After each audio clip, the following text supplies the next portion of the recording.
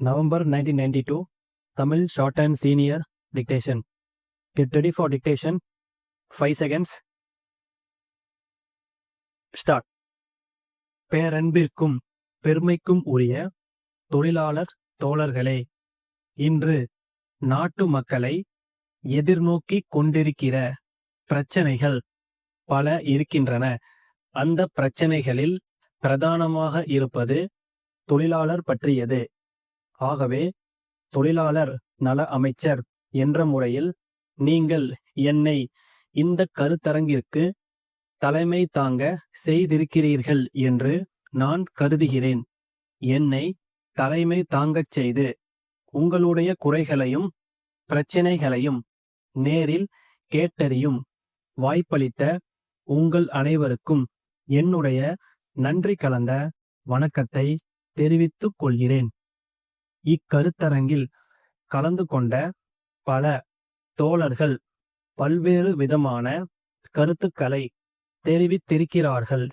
மொத்தத்தில் பார்த்தால் இங்கே குறிப்பாக கூறப்பட்டது போனஸ் பிரச்சனை என்று நான் கருதுகிறேன். ஒவ்வொரு ஆண்டும் தீபாவளி பண்டிகைக்கு முன்னால் பல்வேறு தொழிற்சாலைகளில் இந்த பிரச்சனை அவ்வப்போது வருகிறது.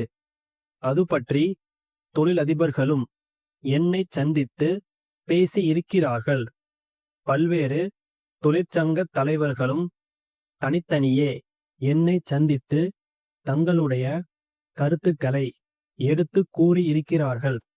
எல்லோருடைய கருத்துக்களையும் கேட்டு முதலமைச்சர் அவர்கள் இதற்கான தீர்ப்பினை அளிக்கும் வரை தொழிலதிபர்கள் கொடுக்கவிருக்கும் தொகை பற்றி அறிவிக்க கூடாது என்ற அறிவிப்பு அரசின் சார்பிலே தெரிவிக்கப்பட்டிருக்கிறது என்பதை நான் இந்த நேரத்திலே தெரிவித்துக் கொள்ள கடமைப்பட்டிருக்கிறேன்.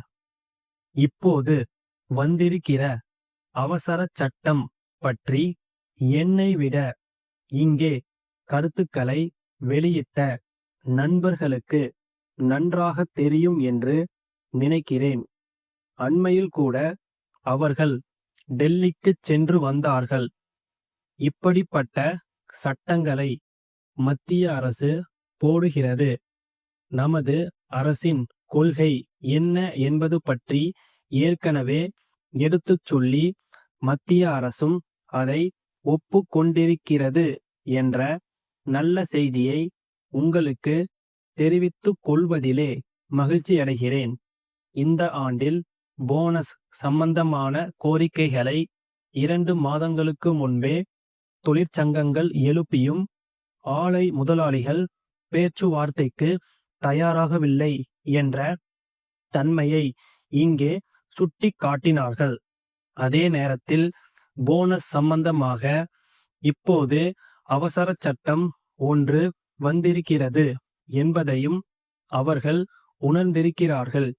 அந்த அவசர சட்டம் ஏற்கனவே தொழிலாளர்களுக்கு உள்ள உரிமைகளை பறிக்கின்ற காரணத்தால் இதை மாற்றுவதற்கான நடவடிக்கைகளை மாநில அரசு மேற்கொள்ள வேண்டுமென்றும் கேட்டுக்கொண்டார்கள். மாநில அரசு நடவடிக்கை எடுப்பது ஒரு புறம் இருந்தாலும் இங்கே எடுத்து வைக்கப்பட்ட கருத்துக்கள் எல்லாம் மத்திய அரசுக்கு விரைவான நடவடிக்கை எடுப்பதற்காக தெரிவிக்கப்படும் என்று நான் உறுதி கூறுகிறேன். இப்பிரச்சனை சம்பந்தமாக ஒரு நல்ல முடிவினை அவர்கள் அறிவிப்பார்கள் என்று நம்புகிறேன்.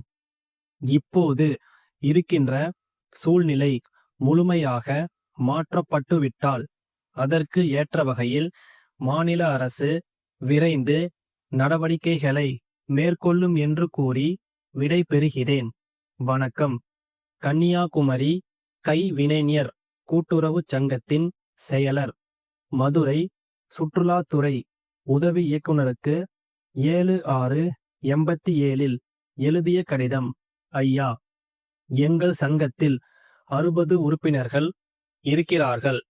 அத்தனை பேர்களும் கலையில் சிறந்த கைவினைஞர்கள். பனை பொருள்களாலும் கடல் சிற்பிகளாலும் பல்வேறு வகைப்பட்ட அலங்கார பொருள்களை அவர்கள் சிறந்த முறையில் தயாரிக்கிறார்கள். அப்பொருள்கள் நம் நாட்டு சுற்றுலா பயணிகளை மட்டுமல்லாமல் வெளிநாட்டு பயணிகளையும் பெரிதும் கவர்ந்துள்ளன. இந்திய நாட்டின் தென்கோடியில் கன்னியாகுமரி இருப்பதால் அப்பொருள்களின் கலைநுட்பத்தை பலர் தெரிந்து கொள்ளும் வாய்ப்பு இல்லை. அதனால் தமிழ்நாட்டின் மையமான மதுரையில் அப்பொருள்களை காட்சிக்கு வைத்தால் அதிகமாக விற்பனையாகுமென்று சங்க உறுப்பினர்கள் கருதுகிறார்கள். ஆகவே ஒரு சோதனை அடிப்படையில் தங்களுடைய அலுவலகத்தில் ஒரு சிறு பகுதியை 3 மாதங்களுக்கு ஒதுக்கித் தந்து ஆதரவு அளிக்க வேண்டுகிறேன். அதற்குரிய வாடகையை செலுத்தி விடுகிறேன். அலங்கார பொருள்களின் வண்ண புகைப்பட தொகுப்பினை இத்துடன் பார்வைக்காக இணைத்துள்ளேன். விரைவில் தங்கள் பதிலை எதிர்பார்க்கிறேன். தங்கள் நம்பிக்கையுள்ள ஸ்டாப்.